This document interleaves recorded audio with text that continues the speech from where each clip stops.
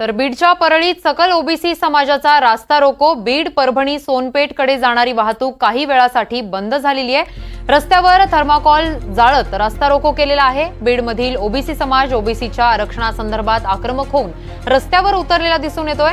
याआधी शिरसाळानंतर अंबाजोगाई आणि आता पंकजा मुंडे यांचं गाव असलेल्या परळी वैजनाथ येथील इटके कॉर्नर इथे आज रास्ता रोको करण्यात आला। यावेळी जोरदार घोषणाबाजीही आंदोलकांनी केली। या रास्ता रोकोमुळे बीड परभणी सोनपेठकडे जाणारी वाहतूक काही काळ ठप्प झालेली दिसून आली।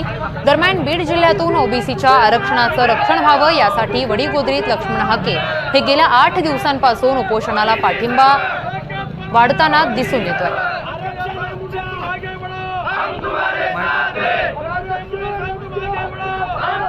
रस्त्यावर थर्माकोल जाळून ओबीसीच्या कार्यकर्त्यांनी हा रास्ता रोको केला आहे। तर बीड परभणी सोनपेठकडे जाणारी वाहतूक या ठिकाणी ठप्प झाल्याचं दिसून आलं। परळीत सकल ओबीसी समाजाचा हा रास्ता रोको आहे।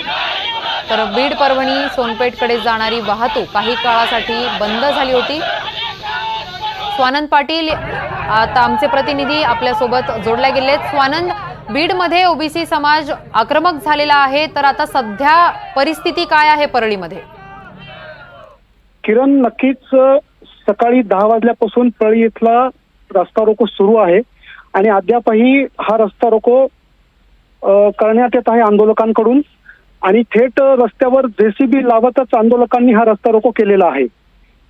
आंदोलक आक्रमक झालेले दिसून येत आहेत। किरण, अगदी स्वानंद, तिथे पोलिसांचा काही फौजफाटा तैनात करण्यात आलेला आहे का? या आंदोलकांना बाजूला करण्याचे काही प्रयत्न सुरू आहेत का? पोलिसांचा फौजफाटा येथे मोठ्या प्रमाणात तैनात करण्यात आलेला आहे आणि काही वेळातच हे आंदोलन आता बाजूला करण्यात येईल। किरण, अगदीच धन्यवाद स्वानंद, तुम्ही दिलेल्या या माहितीसाठी।